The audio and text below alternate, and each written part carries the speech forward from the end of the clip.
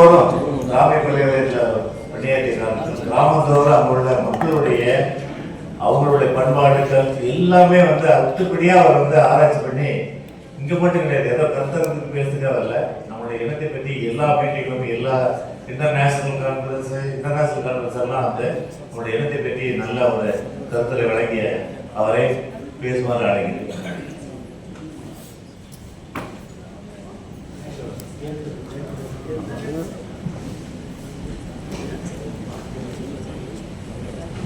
அன்பு உறவுகளுக்கு இனிய மாலை வணக்கம்.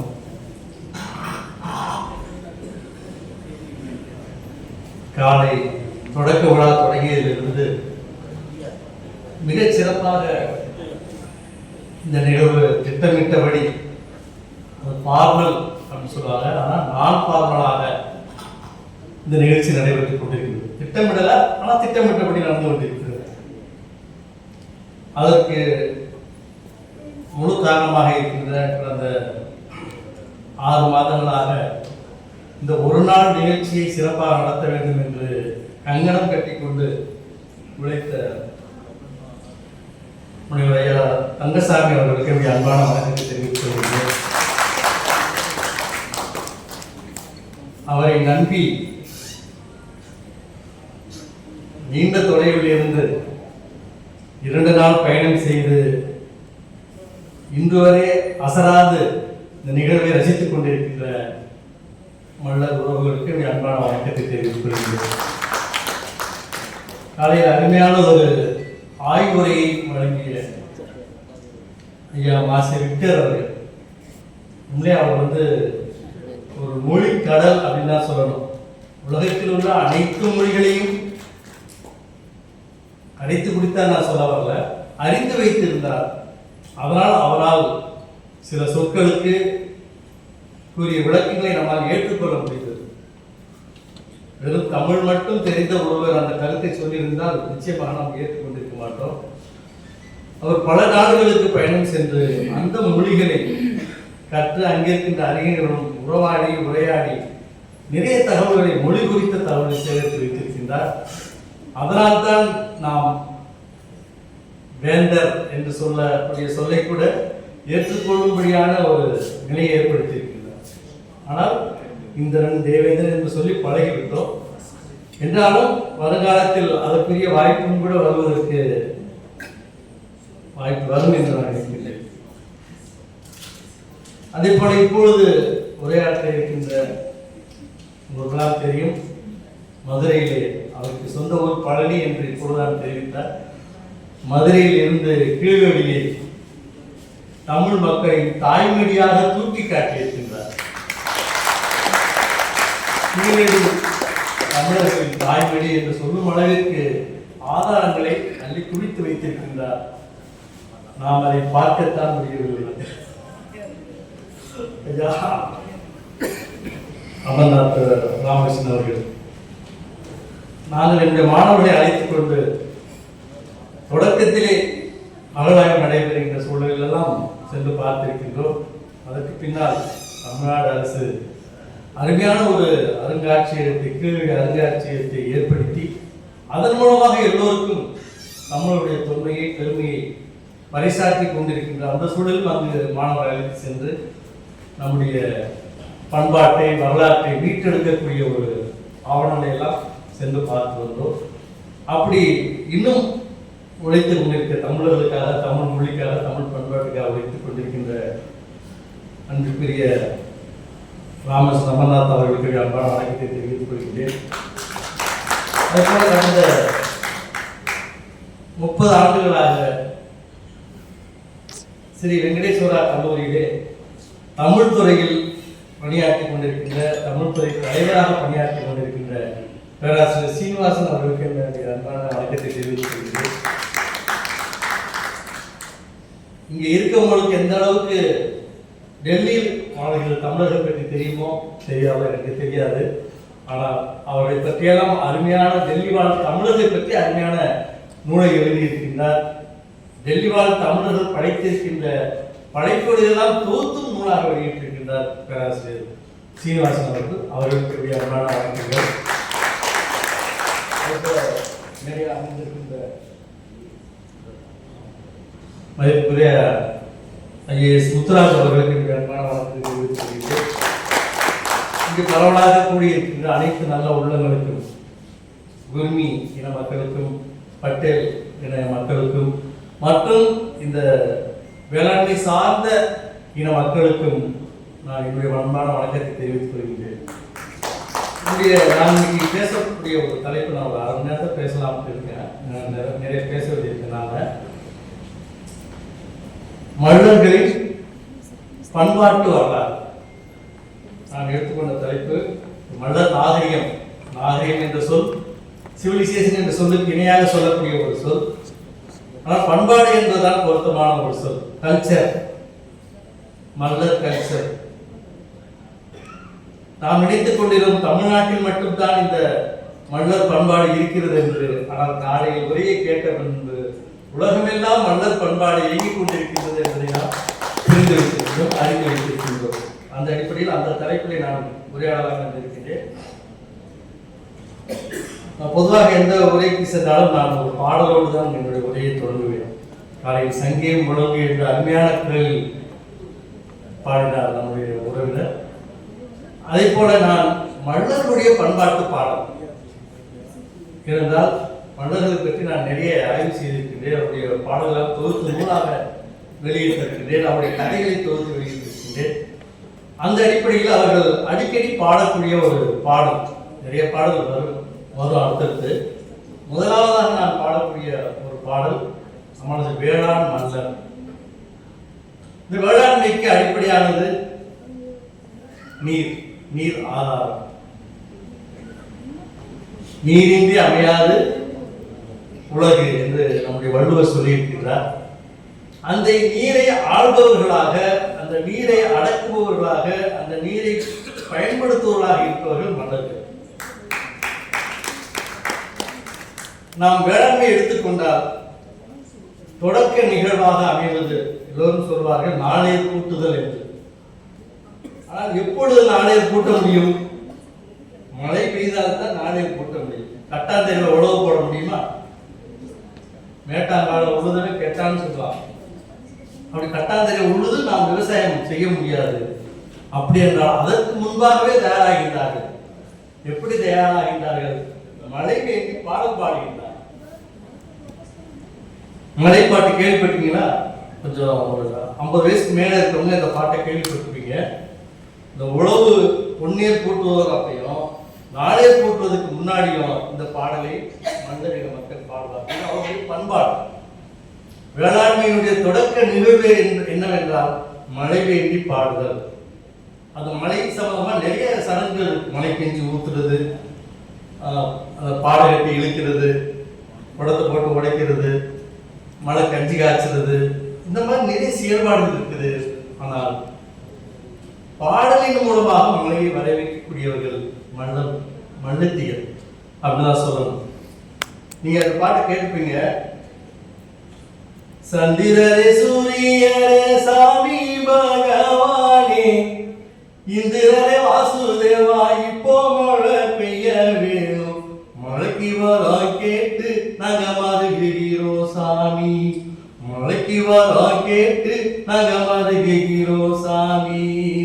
சந்திரரே சூரியரே சாமி பகவானே, இந்திரரே வாசுதேவா, இப்போ மழை பெய்ய வேணும், மழைக்கு வரா கேட்டு நாங்க மருகிறோம் சாமி, மழைக்கு வரா கேட்டு நாங்க மருகிறோம் சாமி. மேலி குடிச்ச தம்பி, மேலி குடிச்ச தம்பி முகசோந்து நிற்கிறாங்க, மேலி குடிச்ச தம்பி முகசோந்து நிற்கிறாங்க, எரு குடிப்பதற்கு இப்போ மழை பெய்ய வேணும், மழைக்கு வரா கேட்டு நாங்க மருகிறோம் சாமி, மழைக்கு வரா கேட்டு நாங்க மருகிறோம் சாமி. மானத்தனமியலோ மக்களத்தான் பெத்தோமையா, மானத்தனமியலோ மக்களத்தான் பெத்தோமையா, மக்களத்தான் காப்பதற்கு, எங்க மக்களத்தான் காப்பதற்கு இப்போ மழை பெய்ய வேணும், மழைக்கு வரா நாங்க மருகிறோம் சாமி, மழைக்கு வரம் கேட்டு நாங்க மருகிறோம் சாமி. பூமிய நம்பியல்லோ, பூமிய நம்பியல்லோ பிள்ளைகளை பெத்தோமையா, பூமிய நம்பியல்லோ பிள்ளைகளை பெத்தோமையா. பிள்ளைகளை காப்பதற்கு, பிள்ளைகளை காப்பதற்கு மழை பெய்ய வேணும், மழைக்கு வரம் கேட்டு நாங்க மருகிறோம் சாமி, மழைக்கு வரம் கேட்டு நாங்க மருகிறோம் சாமி. மின்னுதடி மேகலக்க, ஆமா மின்னுதடி மேகலக்க முழங்குதடி தென்னாறு, மின்னுதடி மேகலக்க முழங்குதடி தென்னாறு. பெய்தடி முத்து மழை, பெய்தடி முத்து மழை புறப்பட்ட நேரம் எல்லாம் மழைக்கு வரம் கேட்டோம் மாறி மனம் குளிர தந்தா, மழைக்கு வரம் கேட்டோம் மாறி மனம் குளிர தந்தா. தன்ன நானே நன்னே தானே நன்னே நானே நன்னே தானே நானே நன்னே தான நானே நன்னே தானே நன்னே நானே நான் தன்ன நானே நானே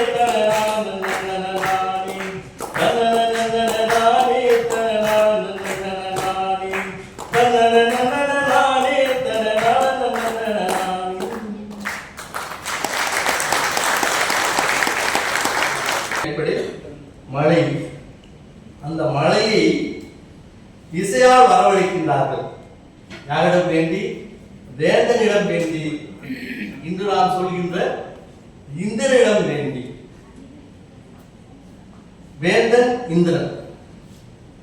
வேந்தன் என்றால் ஒரு பொருள் இருக்கின்றது, அரசன் அதிபதி என்ற பொருள்.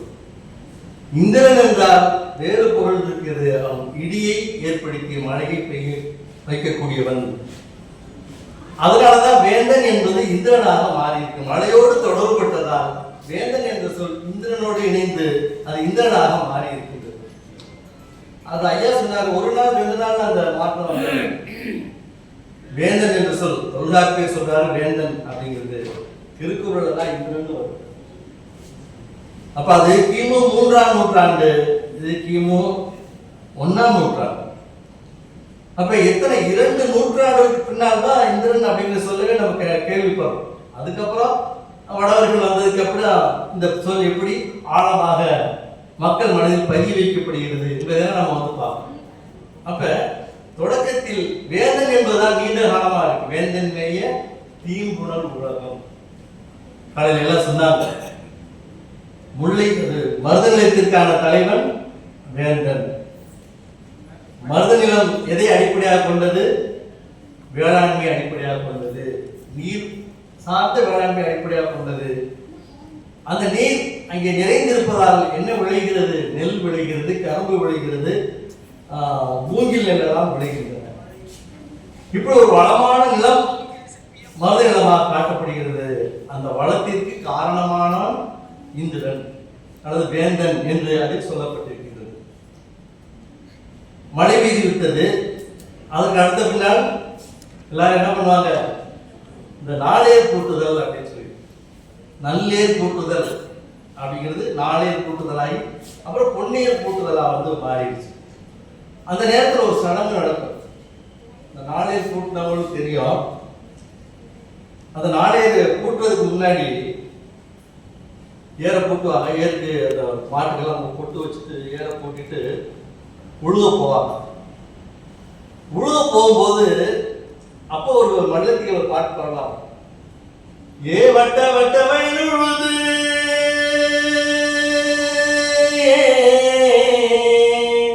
ஏ தன்னானே நானே வைர சம்பா நாத்து நட்டு வைர சம்பா நாத்து நட்டு வைர சம்பா நாத்து நட்டு ஏ குட்ட புள்ள நட்ட நாத்து ஏன் தன்னானே நானே குழுங்குதடி வயலு பக்கம் குழுங்குதடி வயலு பக்கம். இன்னும் நெல் விதைக்கல. ஆனால் நெல் விதைக்கிறதுக்கு முன்னாடி உழுவதற்கு முன்பாகவே அவர்கள் நெல்லை கண்ணால் பார்க்கின்றார்கள். அதை முடிச்சோன்னு என்ன பண்ணுவாங்க? எல்லாருக்கும் இந்த நல்லே கூட்டி முடிச்சோன்னு என்ன செய்வாங்க? சொல்லுவாங்க. எல்லாருக்கும் ஒரு பிரசாதம் கொடுப்பாங்க. என்ன பிரசாதம் கொடுப்பாங்க? நம்ம தெற்கு பக்கம் தென்காசி பக்கம் தெரியும், காப்பரிசி அப்படின்னு கொடுப்பாங்க. அரிசி வெள்ளம் போட்டு ஊற வச்சு, அரிசியை ஊற வச்சு வெள்ளம் போட்டு எல்லாருக்கும் காப்பரிசின்னு வந்து கொடுப்பாங்க. நெல் விளையிறதுக்கு முன்னாடி என்ன வந்துருச்சு, இங்க அரிசி வந்துருச்சு, காப்பரிசி. அப்படி நம்பிக்கையோடு வேளாண்மை பார்த்தவர்கள் மன்னர்கள் அதை ஒரு சடங்காக நடத்துகின்றார்கள். வேற எந்த இடத்தாலும் இந்த மாதிரி நாளையர் கூட்டுறது பொன்னியர் கூட்டுலாம் கிடையாது. மல்லர் மக்கள் மட்டும்தான் இந்த நாளையர் கூட்டுகிறார்கள், பொன்னியர் கூட்டுகிறார்கள்.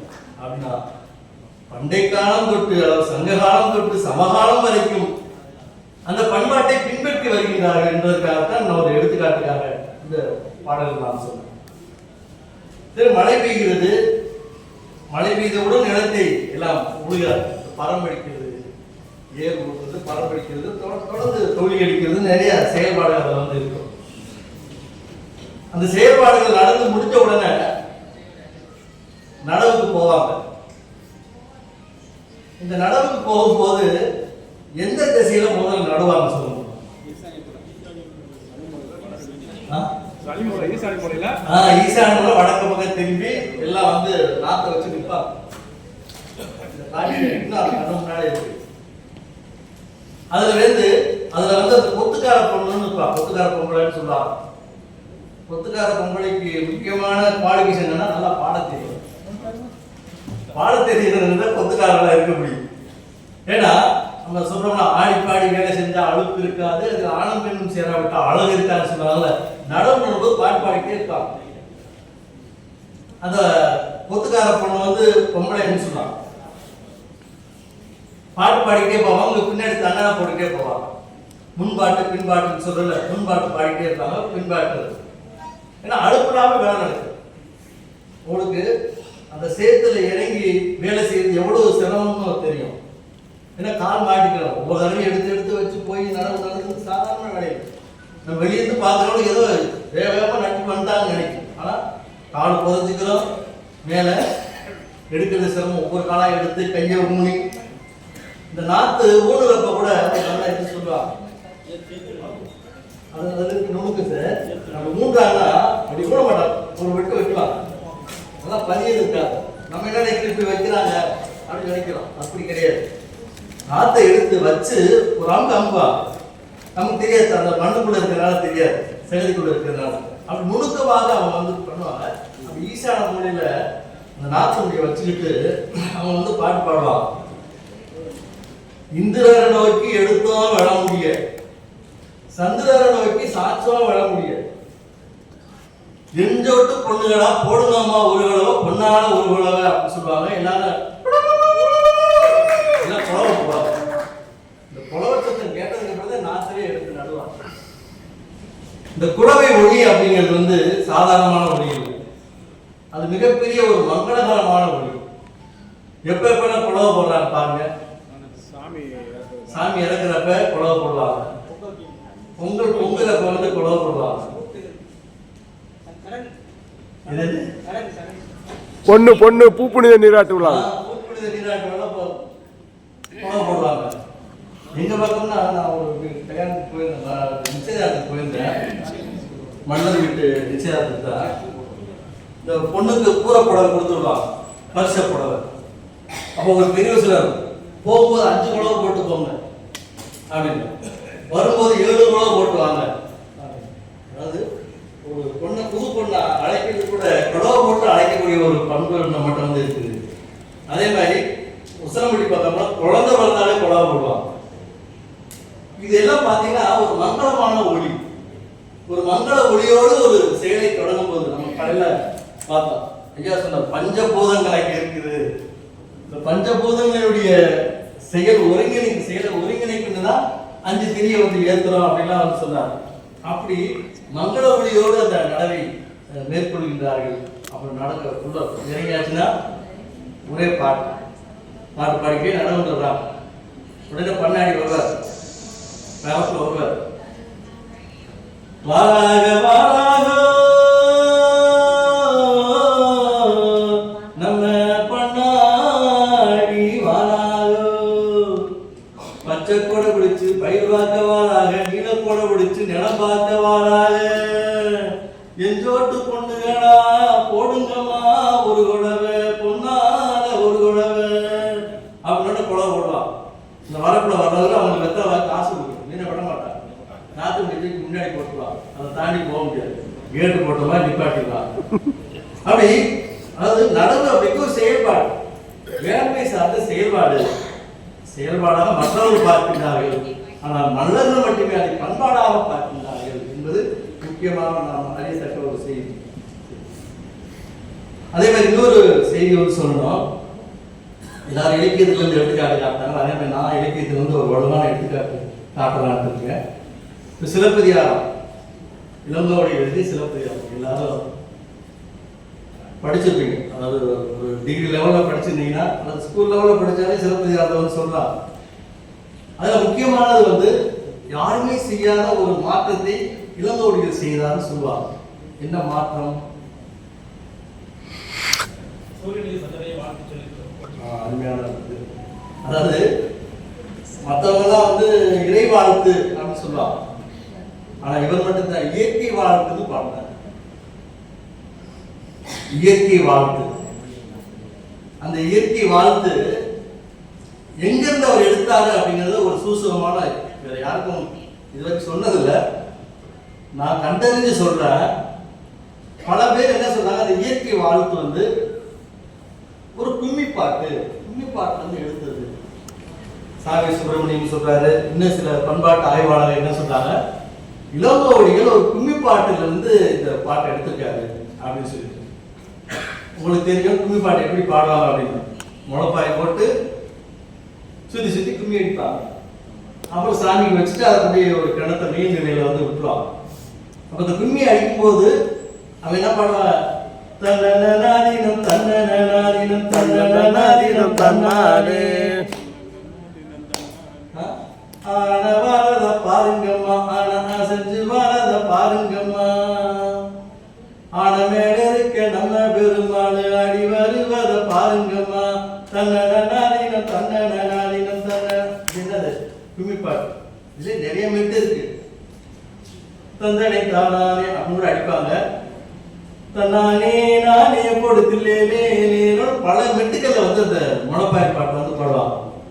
ஆனால் இளங்கோவடிகள் எந்த மாதிரி மெட்டை எடுத்திருக்காரு அப்படின்னா இந்த தன்னானே அப்படிங்கிற பாட்டை வந்து எடுத்திருக்காரு. இளங்கோவடிகள் முதல்ல எதை வாழ்த்து பாடுறாரு, முதல்ல என்ன சொல்றாரு, முதல்ல சந்திரன், அதுக்கப்புறம் தான் திங்களை போற்றுதும் திங்களை போற்றுதும், அதுக்கப்புறம் ஞாயிறு போற்றுதும் ஞாயிறு போற்றுதும், அதுக்கப்புறம் மாமலை போற்றுதும் மாமலை போற்றுதும், அதுக்கப்புறம் தான் பூம்புகார் போற்றுதும் சொல்வார். அப்ப முதல்ல என்ன சொல்றாரு, திங்களை சொல்கின்றார்.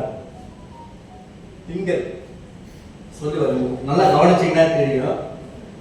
திங்களை போற்றுதும் திங்களை போற்றுதும் கொங்கடதான் சென்னி தன்னானே, குளிரும் கூடை போது இவங்க குலகழித்தடம் தன்னானே, போடு தன்னநாதினம் தன்னநாதினம் தன்னநாதினம் தன்னானே, ஞாயிறு போற்றுதும் ஞாயிறு போற்றுதும். நீங்க பாட்டை பார்த்தீங்கன்னா அந்த தன்னநாயப்படியே அப்படியே வரும்.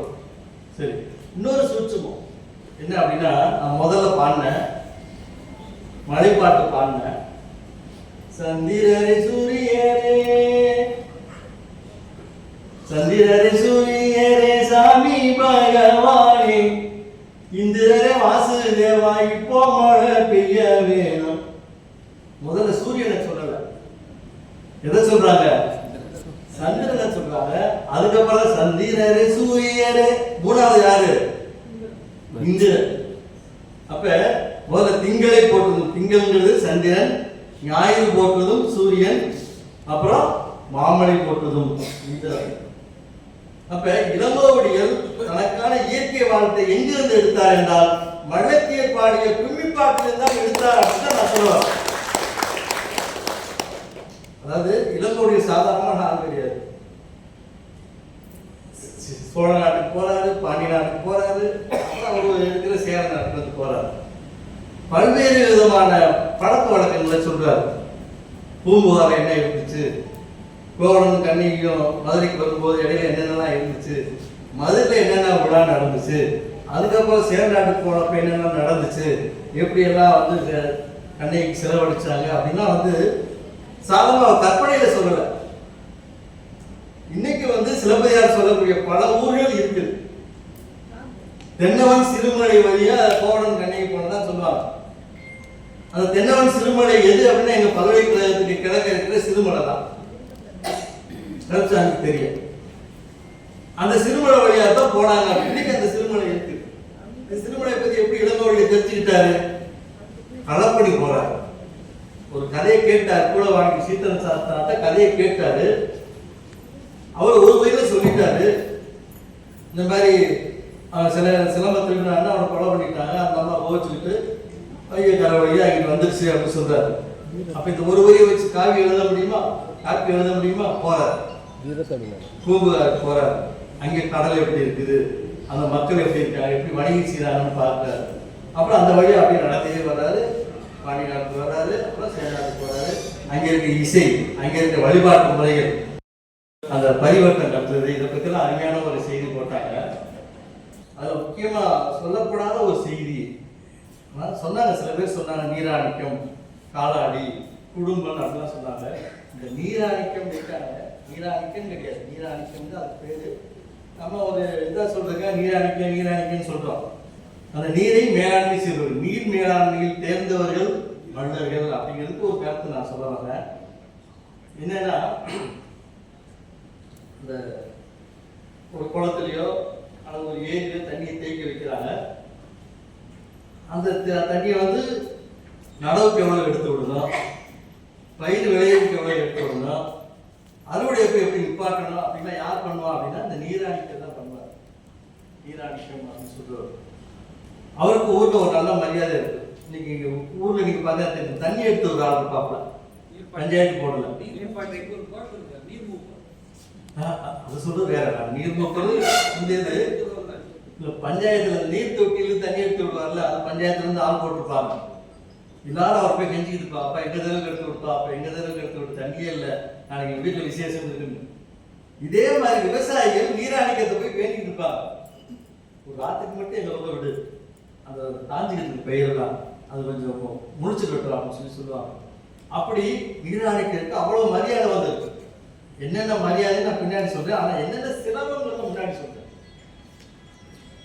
இந்த நீராணிக்கிறதுக்கு முக்கியமான வேலை என்ன அப்படின்னா, அந்த கழுங்குல இருந்து தண்ணி எடுத்து விடுறது. அடப்பு இருக்கணும், அந்த அடப்பை எடுத்து விடணும். ஆனா இப்பதான் நம்ம வந்து அடப்பு வைக்கிறோம். ஆனா முன்னாடி என்ன பண்ணுவாங்க, கல்லு வச்சு அடைச்சு. இவர் உள்ள முக்கி போய் அந்த கல்லை வந்து பெரட்டி விடணும். அந்த கல்லை பெரட்டி விட்டாதான் தண்ணி போகும். சில நேரத்தில் என்ன ஆகுனா, பெரட்டி விட்டோட தண்ணி இவ்வளவு தேடி கொண்டு போயிடும். அதுக்காக என்ன பண்றாங்க, ஒரு பழமொழி சொல்லுவாங்க, மலைக்கு போனாலும் மச்சின மாட்டு உறவு வேணும் அப்படின்னு சொல்லி பாதுகாக்கிறதுக்கு. அப்ப இடுப்புல கயிறை கட்டிக்குவான், மச்சின மாவையும் பிடிச்சிருப்பான். மச்சின மாவை பிடிச்சு அவர் உள்ள என்ன மாதிரி ஆக்ஷன் காட்டுறாரோ அதுக்கு அந்த மாதிரி இழுந்தா இழுத்துருவாங்க, விடுனா விடுவாங்க. அப்படி தண்ணியை வந்து எடுத்து விடணும். எடுத்து விட்டு அவர் சுண்டுவார், டயர் சுண்டாரு, இழுத்துடும். இல்லைன்னா இவர் தண்ணி இழுத்துட்டு போயிடும். அப்படி நிறைய பேர் வந்து அந்த தண்ணி இழுத்துட்டு போய் இறந்துருக்காங்க. இங்க கம்மா கரையோரம் நம்ம சொல்றோம், சில சாமியை வச்சிருக்கலாம். மக்கள் உருவாக்குற சாமி இல்லை, மக்கள் தான் சாமி, மன்னர்கள் தான் சாமி. மடை எடுத்து விட்ட அந்த மன்னர் தான் இங்க சாமியை உட்காந்துருப்பாரு. நம்ம கருப்பு சாமின்னு சொல்லுவோம், அது எதுவும் அது கருப்பு சாமியே கிடையாது. அந்த மடக்கருப்புங்கிறது யாரு? மன்னர், இறந்த ஒரு மன்னர். தண்ணி எடுத்து விடும்போது அதோடு இழுத்து செல்லப்பட்டு தண்ணி தேங்கி இருக்கும். அப்படி இழுத்து செல்லப்பட்ட கதைகள்லாம் அவங்க நிறைய இருக்குது. அப்படி மக்களுடைய வேளாண்மைக்காக தன்னுடைய இன்னுரையும் ஈர்ந்தவர்கள் இந்த மன்னர்குடி மக்கள் அப்படிங்கிறதுக்கு நிறைய சான்றார். நம்ம பேராசிரியர் ஞானசேகர் அவர்கள் அதாவது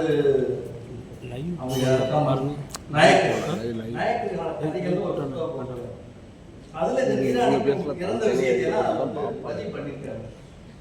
அப்படி அது முடிச்ச உடனே என்ன பண்றாங்க, இந்த அறுவடை நடக்குதுன்னு வச்சுக்கோங்க. இந்த அறுவடை நடக்கும்போது இந்த அறுவடையில இருக்கிற முதல் கதிர், இந்த தலையடி நெல்லு, சூற்றடி நெல்லுன்னு ரெண்டு தான் சொல்லுவாங்க. தலையடி நெல்லுனா முதல்ல அறுவடை செஞ்சவர்கள், அதனால மணி மாதிரி இருக்கு. சூட்டடைந்தெல்லாம் கொஞ்சம் சாகி சாப்பிட்டீங்கமா வந்து அதை வந்து இவர் காணிக்கா கொடுப்பாங்க. இவர் அதை இந்த மகுட மணிக்கதிர் அப்படின்னு சொல்றாங்க. நெல்லிலேயே ஒரு தலைமுறை மாதிரி இந்த மாதிரி வந்து பண்ணலாம். அந்த மகுட மணிக்கதிரை வந்து அவர் பண்ணி வச்சிருப்பாரு. அறுவடை எல்லாம் முடிஞ்சதுக்கு அப்புறம் அங்கே அந்த நெல்லை மறுபடியும் அடிச்சு பெண்கள்லாம் அறுவடை செஞ்ச மல்லெல்லாம் சேர்ந்து பொங்கல் வச்சு ஒரு கிடா வெட்டி அதை வந்து எல்லாருக்கும் வந்து பகிர்ந்து கொடுப்பாங்க.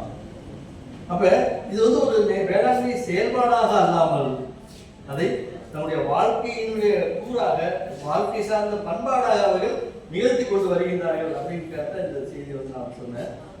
அது போல நான் வந்து கம்ப பள்ளத்தாக்கு மன்னர் வழக்கார்கள் புத்தகம்.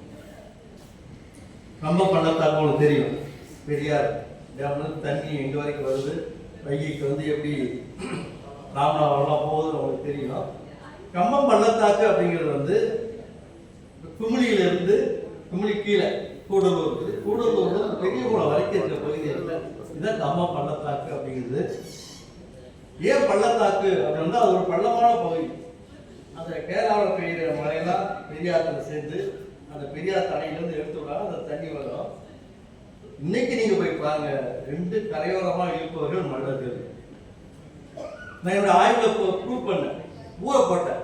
இந்த கரையோரமா எந்தெந்த ஊர் இருக்குது, இந்த ஊர்ல எந்த மக்கள் வாழ்றாங்க அப்படின்னு பார்த்தா எல்லாம் மல்லர் இன மக்கள் தான் வாழ்றாங்க. அது மட்டும் இல்ல, அவங்க தான் வந்து இந்த பென்னி குக்கு விழா எடுக்கிறாங்க. பென்னி குக் உங்களுக்கு தெரியும், பென்னி குக் இல்லைன்னா பெரியார் வந்து கிடையாது, அந்த பகுதி செழிப்பும் கிடையாது, ராமநாதபுரம் செழிப்பு கிடையாது. தைப்பொங்கல் அன்னைக்கு அவருடைய பிறந்த நாள், தை 1ஆம் தேதி. தை 1ஆம் தேதி பாத்தீங்கன்னா அந்த மலர்கள் இருக்கிற எல்லா ஊர்லயும் பொங்கல் வைப்பாங்க. எங்க வைப்பாங்கன்னா ஆத்தோரமா வைப்பாங்க. இந்த ஆத்த கரையோரமா உப்புக்கோட்டை, இந்த உப்புக்கோட்டை கொண்டு வச்சிருக்காங்க. உப்புக்கோட்டையில சம்பந்தம் பண்ணவர், உப்புக்கோட்டைக்கு அவர் தெரியும், அங்க அந்த சடங்கு எப்படி செய்யலாம்னு தெரியும். அப்படி தை 1ஆம் தேதி தைப்பொங்கல் அன்னைக்கு வீட்டுல பொங்கல் வைக்க மாட்டாங்க. வெண்ணிக்குக்கூட நினைவாக ஆற்றோரங்களுக்கு பொங்கல் வைப்பார்கள். சில நேரம் ஆத்துல தண்ணி வர ஆத்துல இறங்கி பொங்கல் வைப்பாங்க. அப்படிப்பட்ட நீர் சார்ந்த ஒரு பண்பாட்டை கொண்டவர்கள். நம்ம சொல்றோம் நாகரிகம் எங்க வளருது, நாகரிகம் எங்க உருவாகுது, ஐயாவுக்கு தெரியும், நதிக்கரை நாகரிகம் சொல்லுது. எங்கெங்கெல்லாம் நதி ஓடுகின்றதோ அந்த கரைகள் எல்லாம் இருப்பவர்கள் நாகரிகமாக இருப்பார்கள். அப்படின்னு அர்த்தம், நல்ல வருமானம் வரும். அந்த வருமானத்துக்கு தகுந்த மாதிரி அவங்க வசதியா இருப்பாங்க, நிலத்துக்கு சுதந்திரங்களா இருப்பாங்க, நிலக்கிழார்களா இருப்பாங்க, பெரிய பெரிய வீடு இருக்கும், பெரிய பெரிய கோயில்கள் இருக்கும், வழிபாடுகள் நடக்கும். அந்த வழிபாட்டு மூலமா சில பண்பாட்டை பின்பற்றுவாங்க. அப்படி நீர் சார்ந்த வாழ்க்கையும் நீர் சார்ந்த பண்பாட்டையும் கொண்டவர்கள் நம்முடைய மல்லர் இன மக்கள். அப்படிங்கிறத எது மூலமா நிறுவனம் அப்படின்னா, நான் அந்த கம்பம் பள்ளத்தாக்கு மல்லர் வழக்கார்கள் அப்படின்னு சொல்லிட்டு அந்த உப்புக்கோட்டையில அவருக்கு தெரியும், அங்க வந்து கருப்பாயும் மல்லத்தி அப்படின்னு ஒரு அம்மா, அவங்க பாட்டுகளை மட்டுமே வச்சு அவர் புத்தகம் போட்டு அவ்வளவு அருமையா பாடுறாங்க. அம்மா ஒரு வரி எழுதி கொடுங்கன்னா எழுதி கொடுப்பேன், நானே ஒரு கை நாட்டைக்கு போய் எழுதி கொடுக்குறது விட்டா பாடிட்டே இருப்பாங்க. ஒரு சீசன்ல டாக்டர் விஜயலட்சுமி ரமணகிருஷ்ணன் அவங்ககிட்ட நான் அறிமுகப்படுத்துறேன். உடனே அவளை பிக்கப் பண்ணிட்டு எல்லா ஊருக்கும் போய் அந்த குழவை பாட்டு பாட சொன்னாங்க. முக்கியமா அவன் பாடு குழவை பாட்டு, குழவை நல்லா போடுவாங்க. குழவை போட்டுட்டு அப்படியே பாட்டுல போடுவாங்க. கம்மந்தட்டக்கும் அழுக்கும் கலங்கு தண்ணீர செலுக்கும் இருளாய் சத்தத்துக்கும் இழுத்து போடுறா மத்தாளத்தை காண கரிசரிலே களை எடுக்கும் பெண்மையிலே நில கருங்குயிலே கெட்டுமா போகட்டுமா விரும்புவாசோ வேடல புள்ள நேசோ விரும்புவாசோ வேடல புள்ள நேசோ கம்மந்தட்டக்கும் அழுக்கும் கடுங்கு தண்ணி எச்சலுக்கும் இழாய் சத்தத்துக்கும் இழுத்து போடுற மத்தாளத்தை விரும்புவாசோ வேடல புள்ள நேசோ விரும்புவாசோ வேடல புள்ள நேசோ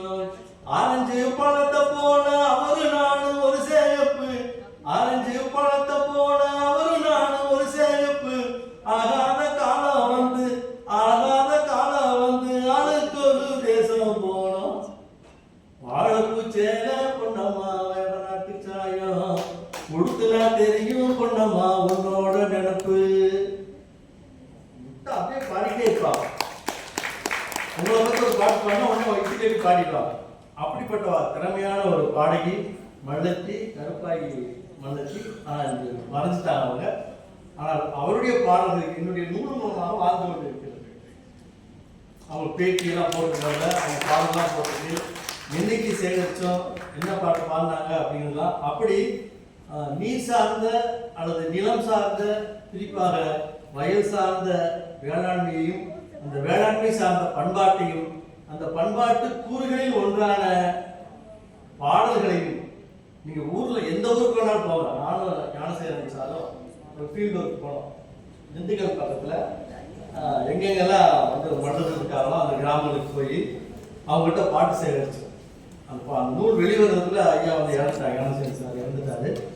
அவ்வளவு நிறைய பாட்டு. நானும் நீ கூச்சமெல்லாம் கிடையாது, நீ ஒரு வார்த்தை சொல்லு, நீ ஒரு வார்த்தை சொல்லு, உனக்கு அந்த மெட்டு தெரியும், அந்த மெட்டுல பாடு அப்படின்னு சொல்லி இயல்பாக பாடக்கூடிய இந்த பண்பாட்டை வெளிப்படுத்தக்கூடிய ஒரு மக்கள் மண்டல் மக்கள். அந்த மக்கள் குறித்து நடைபெறுகின்ற இந்த கருத்தரங்கு ஐயா சொன்னாங்க. இது டெல்லி முதல்ல மதுரையில் நடத்தினாங்க, போயிருந்தோம், டெல்லியில் நடத்தினாங்க, வந்திருக்கிறோம். அவர் உலகளவில் ஒரு மன்னர் மாநாடு நடத்த வேண்டும் என்று திட்டமிட்டு இருக்கின்றார். அந்த திட்டமும் என்ன வேண்டும், என்னவும் நிறைவேற வேண்டும். அவருக்கு நீங்கள் உறுதுணையாக, நீங்கள் நாம் உறுதுணையாக இருக்க வேண்டும் கேட்டுக்கொண்டு வாய்ப்பளித்த நல்ல உள்ளவர்களுக்கு நன்றி.